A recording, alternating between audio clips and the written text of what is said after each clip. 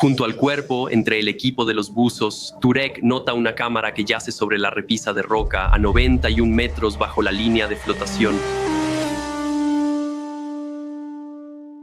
El agujero azul en Dahab, Egipto, es un sumidero de más de 100 metros de profundidad, famoso por el arco que lo conecta con el Mar Rojo a 56 metros de profundidad. Hay un túnel de 26 metros de largo que conecta el agujero azul con el Mar Rojo, llamado el Arco. Los buzos describen la impresionante experiencia como estar de pie en una catedral submarina, pero también tiene otro apodo casi bíblico que se ha ganado a lo largo de los años: el cementerio de los buzos. No es un secreto cuántas vidas se han perdido en el agujero azul. Hay placas y letreros colocados para conmemorar a cada uno de los casi 200 buzos que no volvieron a la superficie con vida. Incluso buzos altamente capacitados y experimentados han perdido la vida en el cementerio. Debido a su increíble profundidad, fácil acceso y el ambiente controlado que ofrece, sin corrientes oceánicas, es un excelente lugar para intentos de récords de apnea. Pero cuando hay límites que romper, los peligros siempre están presentes. En 2017, un buzo de seguridad murió cuando Alessia Sacchini, récord mundial de apnea, intentó cruzar el arco en una sola respiración. Ella se desorientó a mitad del trayecto. Esteban Keenan, un hombre de 39 años de Dublín y uno de los buzos más experimentados del sector, nadó para ayudarla y la llevó a un lugar seguro. Pero perdió el conocimiento al ser rescatado y se ahogó. Buzos de todos los niveles de experiencia y certificaciones se sienten atraídos por el agujero azul. Las hermosas formaciones naturales que conectan el océano abierto con el entorno cerrado hacen que se sienta seguro y emocionante. Pero es esta delgada línea la que lo pone justo al límite y nosotros nos sentimos atraídos por ese límite. Los expertos están divididos sobre si el lugar merece su terrible reputación. El número de muertos es alto, pero mientras te mantengas dentro de los límites de tu propio entrenamiento y experiencia, estarás bien. El arco, a 56 metros de profundidad, está fuera del alcance para la mayoría y casi al límite para los buzos profesionales de apnea. Esa profundidad también supera el límite para la mayoría de los buzos recreativos de scuba. Solo pocas personas tienen el entrenamiento, experiencia y equipo para bucear hasta el fondo de un sumidero de 100 metros. Para la mayoría de los practicantes de snorkel, buzos libres y buzos de scuba, hay características interesantes para explorar dentro de los límites de su nivel de experiencia y comodidad.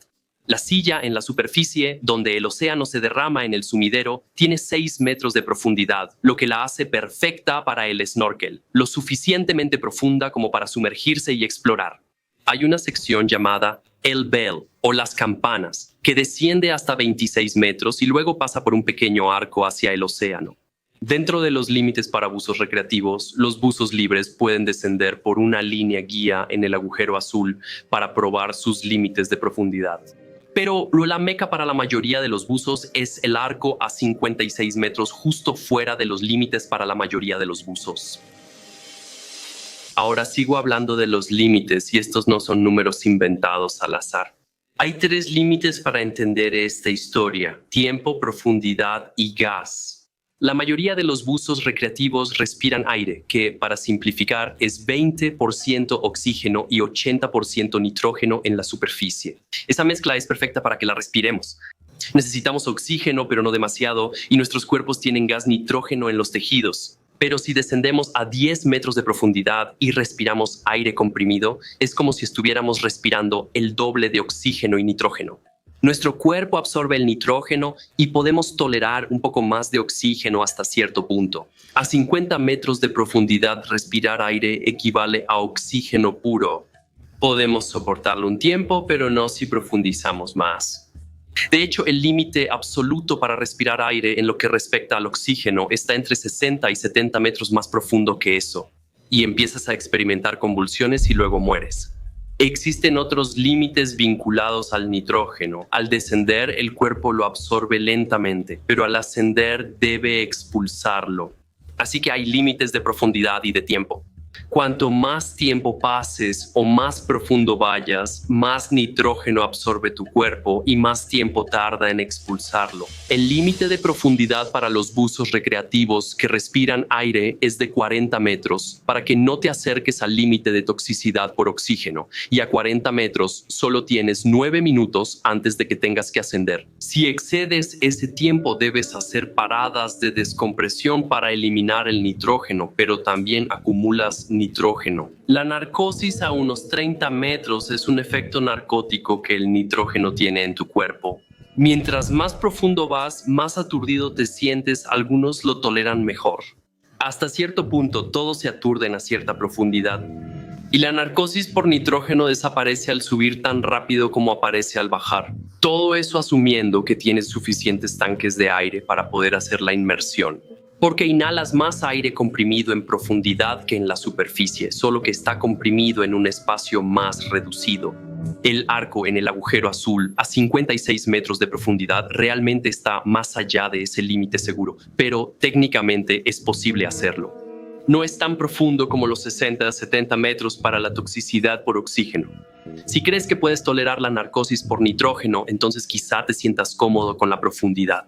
La mayoría de las computadoras de buceo incluyen un modelo de descompresión y te indican dónde hacer paradas si excedes los límites. Y si eres un buzo experimentado que se mantiene tranquilo y sereno, probablemente no respiras tan rápido como un buzo sin experiencia. Así que tal vez un tanque de aire duraría lo suficiente para hacer la inmersión si todo sale perfectamente según lo planeado. En abril de 2000, Yuri Lipsky, un instructor de buceo ruso-israelí de 22 años, visita el agujero azul como buzo experimentado y responsable. Habla con buzos locales para compartir planes y obtener información sobre el arco. Uno de estos buzos es Tariq Omar, técnico experimentado que bucea en el agujero azul desde 1992 y tras 8 años conoce muy bien el sitio. Tarek le dice a Yuri que debe entrenar 2 semanas en buceo técnico antes de bucear en el arco. Los buzos recreativos siempre pueden hacer un ascenso directo a la superficie sin detenerse para paradas de descompresión. En una cueva o en el arco no puedes simplemente ascender a la superficie. Y a 56 metros un solo tanque con aire no es lo ideal. Los buzos técnicos están entrenados para planear las diferentes profundidades que alcanzan durante el transcurso de su inmersión. Ellos tienen experiencia usando el equipo adicional y los tanques que necesitan para realizar la inmersión de manera segura. Están entrenados para reducir el porcentaje de oxígeno en las secciones más profundas y reemplazar el nitrógeno con helio para disminuir los efectos del nitrógeno. La ciencia de la narcosis cambia el rango de los límites. Como instructor de buceo técnico, Tarek entiende estos límites. También sabe lo que significa ignorar esos límites. Su apodo es el coleccionista de huesos. Como uno de los pocos buzos con experiencia y entrenamiento para llegar al fondo del sumidero de 100 metros, ha tenido la difícil tarea de recuperar cuerpos de otros buzos que no entendieron esos límites o simplemente pensaron que sabían más. Yuri nota que en este viaje no le alcanza el tiempo para completar 2 semanas de entrenamiento con un buzo técnico local. El 28 de abril, Yuri se dirige al sitio de buceo, prepara su equipo de buceo y una cámara montada en la cabeza para grabar su inmersión. Debe volar a casa al día siguiente y esta es su última oportunidad de bucear en el agujero azul. No sabemos exactamente cuáles son sus intenciones. Algunos de los buzos locales y más experimentados han dicho que él les habló sobre bucear hasta 56 metros para ver el arco. Bucear a través del arco con su único tanque de 12 litros con aire ya se ha hecho antes, pero está en el límite absoluto de lo que es técnicamente posible y casi no hay margen de error. Los instructores locales le dijeron que no lo llevarían al arco sin entrenamiento y equipo adecuados. Otros buzos dijeron que planeaba hacer una inmersión rápida para descender lo más profundo posible, establecer un nuevo récord personal y luego volver a la superficie.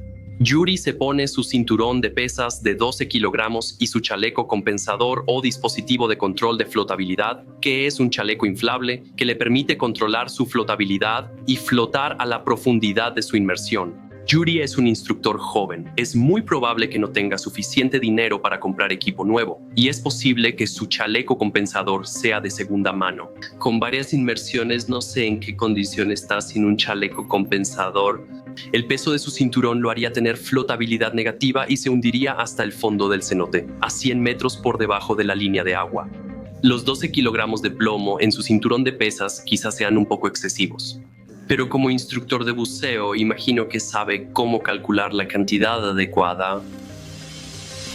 Hay un video de la cámara en la cabeza de Yuri. Si te interesa, dejo el enlace en la descripción.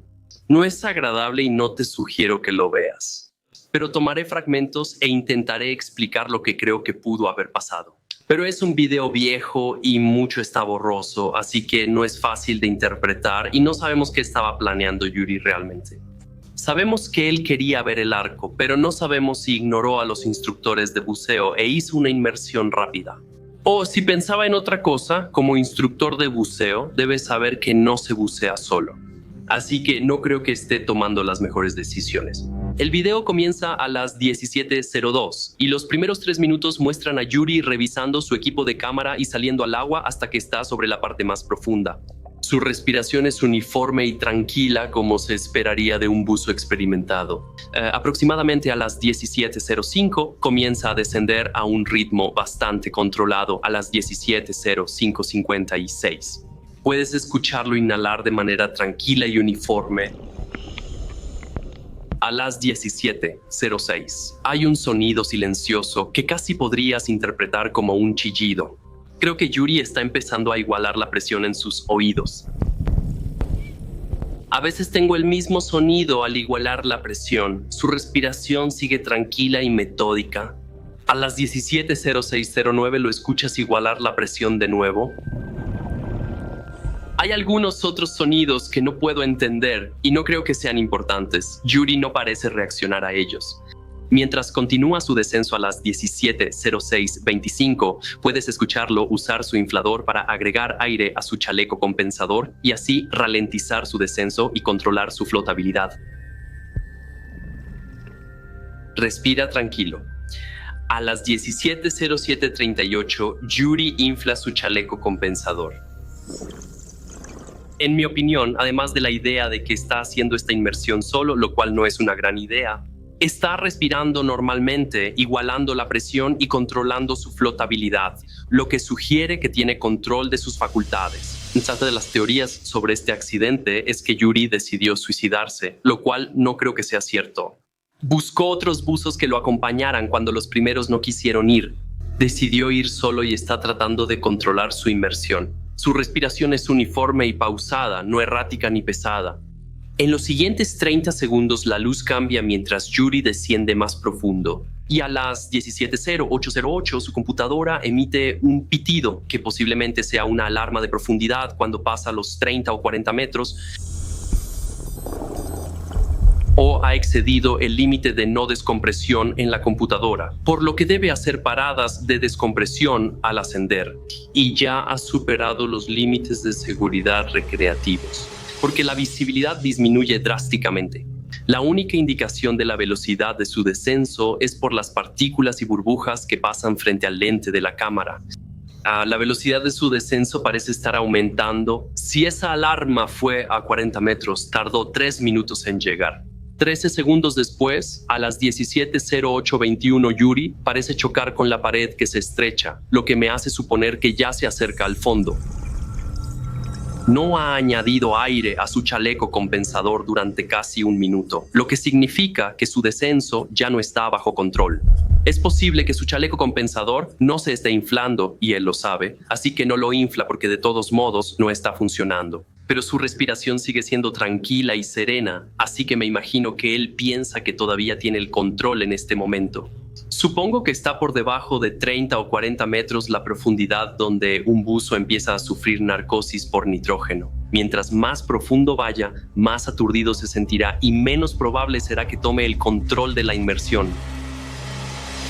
En menos de 60 segundos, Yuri ha pasado de la ilusión de control a la zona de peligro. A las 17:08:30 vemos su computadora por primera vez y muestra su profundidad en 81.7 metros Menos de 12 segundos después, vemos su computadora casi 10 metros más profundo, a 89.8 metros y unos segundos después a 91.6 metros bajo la línea de flotación. A esta profundidad supera los límites donde ocurren convulsiones por toxicidad de oxígeno y ya se experimenta una narcosis severa por nitrógeno. Durante los siguientes minutos, mientras Yuri se arrastra por el fondo del agujero azul, puedes notar que está luchando por salir de la situación, pero su respiración sigue uniforme. A las 17:09:01 vuelve a usar las placas de potencia en su chaleco compensador, pero no parece haber ninguna tracción. Ciertamente no comienza a ascender, tal vez no ha puesto suficiente aire o hay un problema con el chaleco compensador. Ahora no tiene aire suficiente para volver a la superficie. Pero eso no importa, porque su cerebro simplemente no está funcionando correctamente.